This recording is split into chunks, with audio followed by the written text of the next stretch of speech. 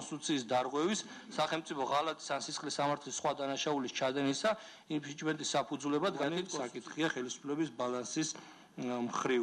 პრეზიდენტი უფლებამოსილია სამუზენაესის სასამართლოს თავმჯდომარე.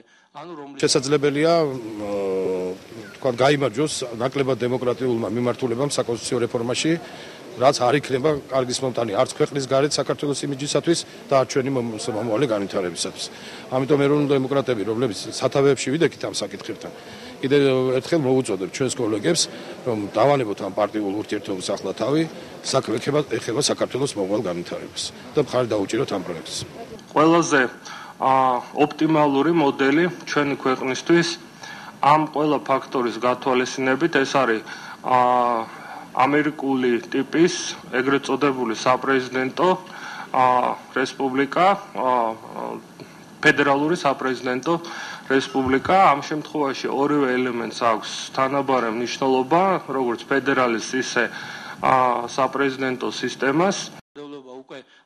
პრეზიდენტს არც ერთ შემთხვევაში აღარ ექნება პარლამენტის დათხოვნის უფლება, რაც უპირველეს გარანტიას წარმოადგენს პარლამენტის ეფექტიანობის უზრუნველსაყოფად და ხელისუფლების დამოუკიდებელი შტოს როლის გასაძლიერებლად.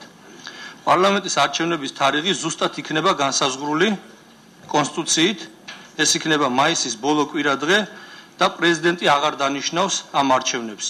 ხოლო იმ შემთხვევაში თუ არჩევნების ზღვა ემთხვევა საგანგებო ან საომარ მდგომარეობას, ამ შემთხვევაშიც არჩევნები ჩატარდება ზუსტად დადგენილ ვადაში ამ მდგომარეობის გაუქმებიდან მე-60 დღეს. მე პირადად დიდი სიამოვნებით დავუჭერ იმ პროექტს მხარს, რომელშიც რაც მთავარია უპირველეს ყოვლისა იქნება უფრო მეტად დაცული ადამიანის უფლებები, ვიდრე დღეს მოქმედ კონსტიტუციაში, უფრო მეტად სტაბილურად დანაწილებული ხელისუფლება და უფრო მეტად დამოუკიდებელი მართლმსაჯულების გარანტია. ამ საკონსტიტუციო კომისიის შექმნის აუცილებლობა გაჩნდა სწორედ იმის გამო, რომ ეს ბალანსი აღგვედგინა. ანუ ჩვენ რო არ უნდა ვიაროთ საპრეზიდენტო ხელისუფლების კიდევ უფრო მეტად გაძლიერებისკენ, ეს მე მგონი ყველა ადამიანისთვის გასაგებია. ეს სრულიად გასაგები და მოსალოდნელიც არის ქრისტიან-დემოკრატების პოზიცია, რომლებიც მხარს უჭერთ საპარლამენტო უფლებამოსილებების გაძლიერებას, მთავრობის დაკომპლექტებას პარლამენტის მიერ, შესაბამისად საპრეზიდენტო ხელისუფლების მკვეთრად შეზღუდვას.